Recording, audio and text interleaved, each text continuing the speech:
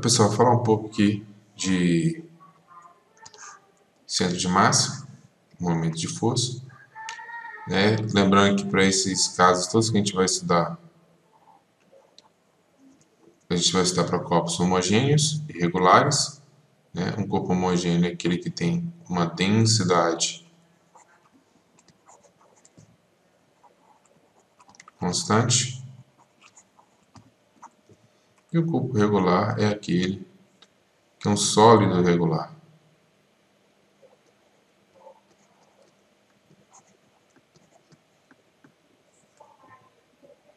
É o sólido regular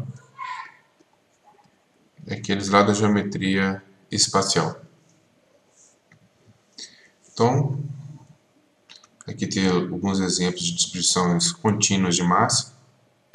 A distribuição ser contínua de massa é exatamente uma distribuição homogênea de massa.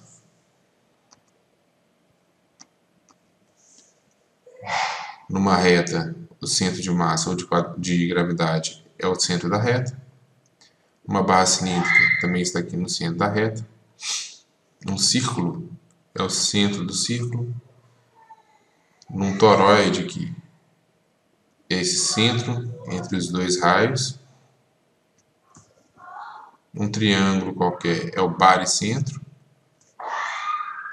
Para traçar o baricentro, basta pegar os pontos médios, né, e traçar até no vértice contrário ao ponto médio da aresta anterior. No caso dos retângulos aqui, você traça as diagonais ao centro, assim como nos losangos. Nos sólidos geométricos, você faz isso na base e leva para o ponto da altura. É importante, então, perceber que o centro de massa, para um objeto que é regular, vai ser sempre o centro geométrico desse objeto. Tá? Num sólido regular, esse centro de massa vai estar ao longo de algum dos eixos de simetria. E, lembrando, percebendo desse daqui, ó, né? O centro de massa não tem que estar localizado dentro do objeto, ele não tem que fazer parte da massa. Ele pode estar fora do objeto, porque o centro de massa ele é uma coordenada, ele não é realmente uma massa. Então, uma forma de achar o centro de massa de um objeto qualquer é pendurar esse objeto, prendendo ele aqui no centro, no olhômetro mesmo, numa direção, outra direção, se for necessário mais direções, se o objeto for muito irregular, até você achar o centro de massa desse objeto. E como uma coordenada, ele pode ser calculado com essas equações aqui. Essa aqui vai me dar a coordenada x, essa vai me dar a coordenada y. É importante perceber que a coordenada é uma média das coordenadas usando a massa como peso. Então, o centro de massa é uma média ponderada das posições em relação ao centro de massa, é uma média ponderada das posições com a massa como peso. Aqui tem um exemplo menor. Poderia, para a gente perceber essa ideia, tenho 3 corpos.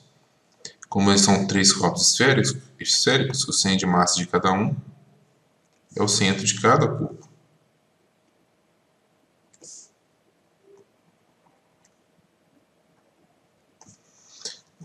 Sabendo dessa informação, eu posso achar a coordenada x e y de cada centro de massa.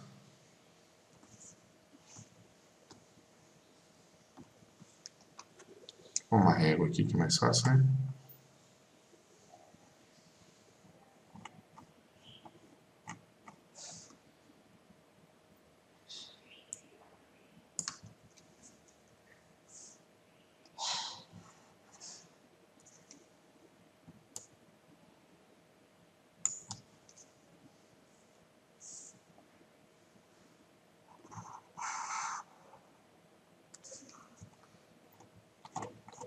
E traçado esse centro de massa sabendo essas coordenadas, não?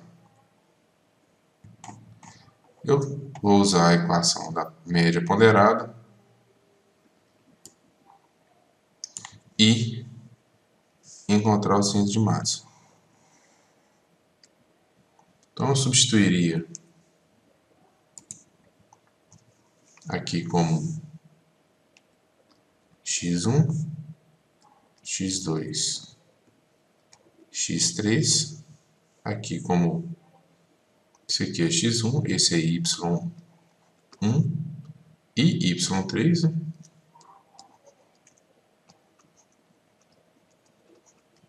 Porque coincidem as duas coordenadas. E aqui seria o y2. Usando esses valores de x, y e o de massa,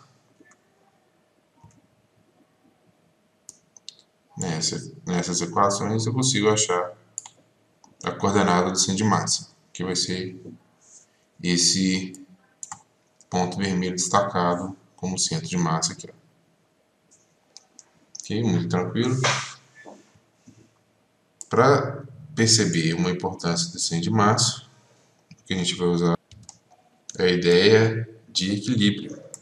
Como é que eu vou achar o equilíbrio de um corpo usando o centro de massa? A gente vai olhar essas linhas aqui.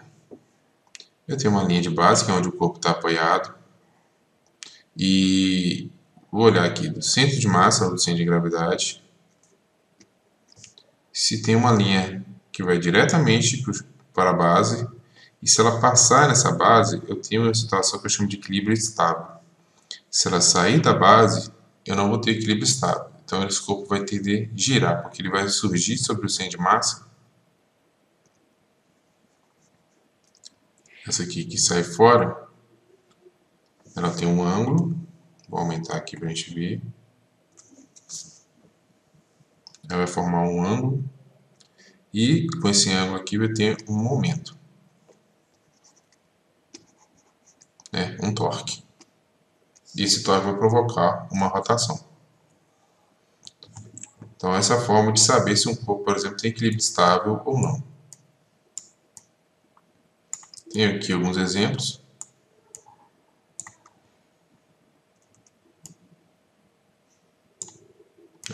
Corpo humano. E esses objetos aqui. E mais um aqui bonitinho. Esse aqui a gente fez em sala. Quando você encosta numa parede em pé, você fica com equilíbrio estável. Mas se você tentar tocar o pé, você vai ver que seu centro de massa ele sai da linha de apoio. Então, se você fizer esse movimento fora da parede, você vai ter ele alinhado com o seu pé e você não vai cair. Mas se você tentar fazer isso encostado na parede, essa linha aqui vai passar fora do pé. E você vai ter um torque e vai tentar te jogar de cabeça no chão. Ok? Então, para você conseguir fazer algumas posições numa dança, no balé, numa ginástica, a primeira coisa que o dançarino, o artista tem que ter uma noção é de como alinhar o centro de massa. Então, você consegue se equilibrar em diversas posições e que o seu centro de massa esteja alinhado com a base. A base aqui ó, é a linha azul. Naturalmente, por exemplo, no ônibus, quando você está andando em pé, você tende a abrir as pernas para baixar seu centro de massa para aumentar a sua estabilidade. Aqui tem uma outra situação que mostra a mesma coisa. Centro de massa, quando a linha passa pelos centro de massa e baricentro, é a mesma ideia, tá, gente? Quando a linha passa pela superfície de apoio, você tem um equilíbrio estático, estável. Se ele sair da linha de apoio, o objeto vai tombar.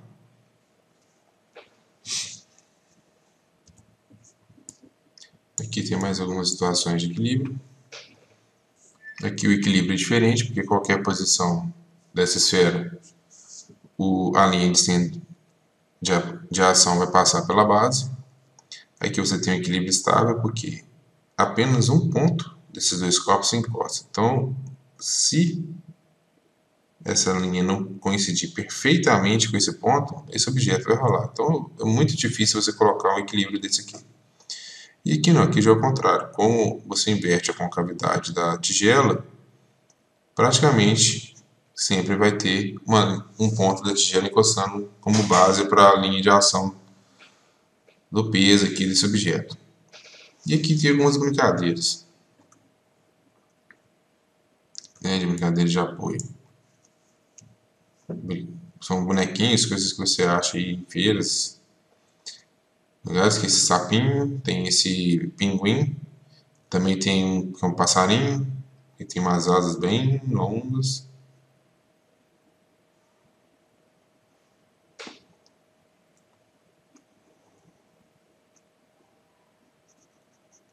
E você consegue apoiar ele aqui, ó, pelo bico.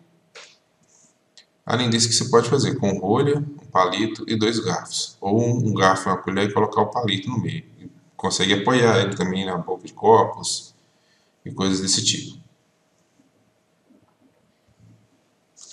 Sobre o momento de força, o momento de força é o equivalente da força na translação para a rotação. O momento de força ele é dado pela força vezes a distância a um ponto de rotação.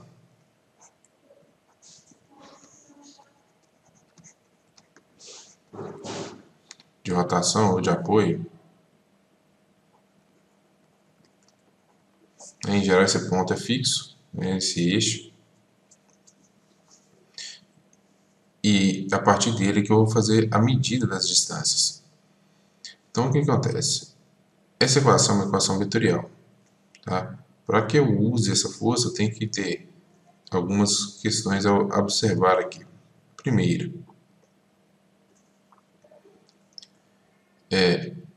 tenho que ter um referencial. A distância ela é um referencial para os ângulos, né? Essa linha aqui de distância.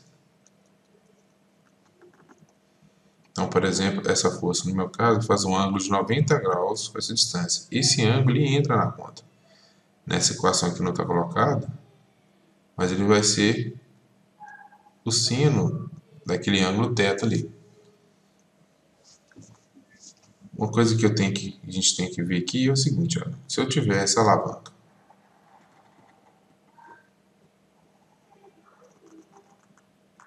ela vai estar aqui numa posição diferente, meu eixo de rotação está aqui, e eu aplico a força descendo assim.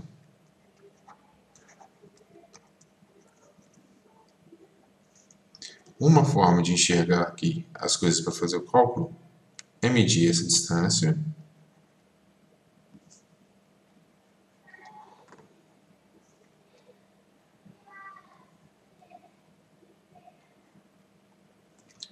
com esse ângulo θ e colocar na equação eu vou achar o momento. Uma outra forma seria com a mesma barra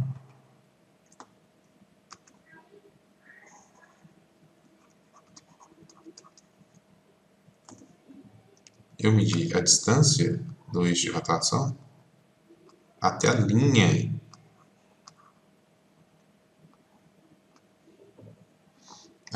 de ação da força. E eu usaria esse ângulo θ.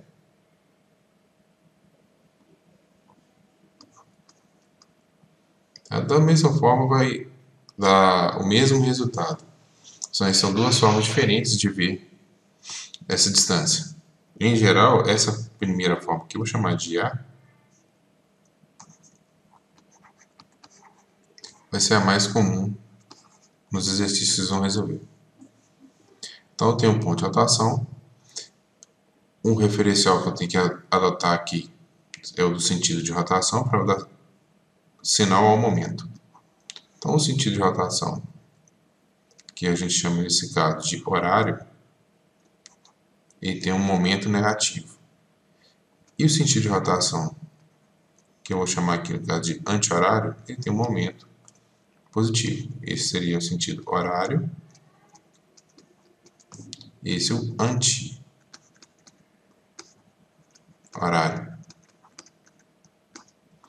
Então, por exemplo, nessa figura que está logo acima, essa força tende a fazer essa barra girar no sentido horário. Logo, o momento que ela causa é negativo. Se ela girasse no sentido anti-horário, que é o contrário do relógio, provocaria um momento positivo. Vale lembrar também que força e distância têm a mesma importância para o momento.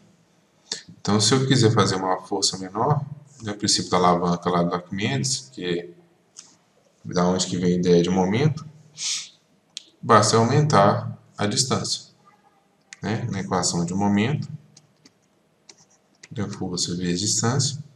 Vou considerar as forças aqui como 90 graus, para esquecer o seno por enquanto. Se eu fixar um certo valor de momento, tornar ele constante, sempre que eu aumento a distância, de onde eu aplico a força até o ponto de rotação, eu vou diminuir a força necessária para executar. É por isso que numa porta,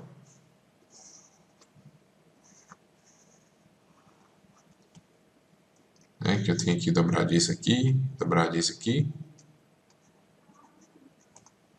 a maçaneta fica no lado oposto. Poderia colocar a maçaneta aqui? Poderia. Mas como essa distância é muito menor do que essa de cá, é uma maçaneta aqui esquisita aqui. Mas eu teria uma distância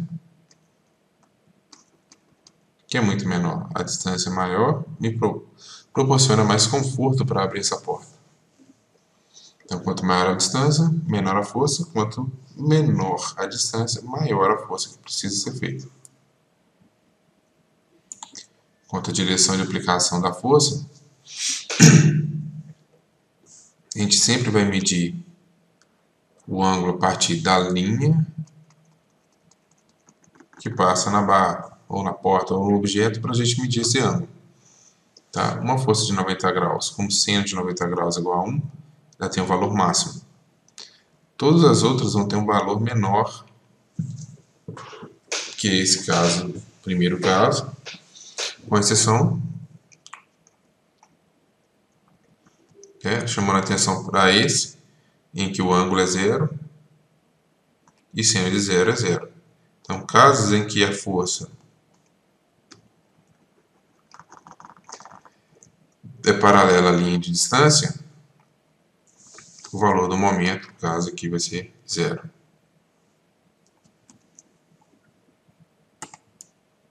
Então, pequeno exemplo aqui para a gente fazer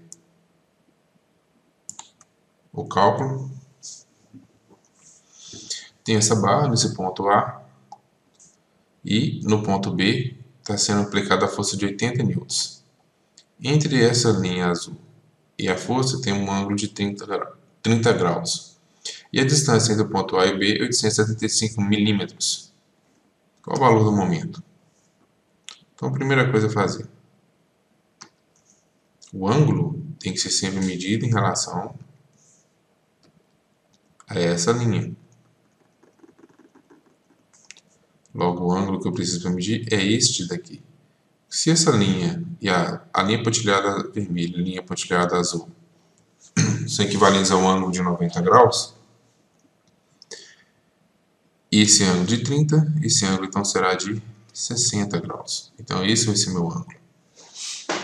Então, montando a equação do momento, ele vai ser força vezes a distância vezes o seno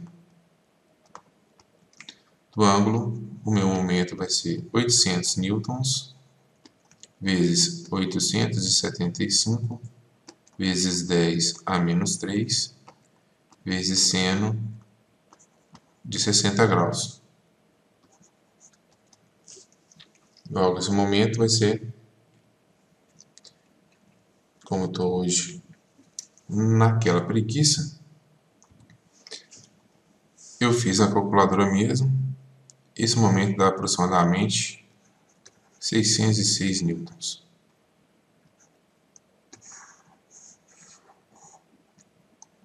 Professor, por que o senhor colocou esse maldito, esse 10 a menos 3 aqui? 10 a menos 3 é porque aqui tem milímetros. Então, eu fiz uma conversão.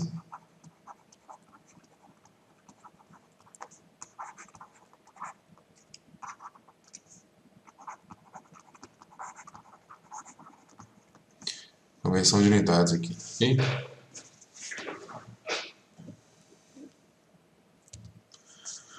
Então, era só esses conceitos que eu queria falar hoje. Para essa aula aqui, estamos acabados. Valeu, até!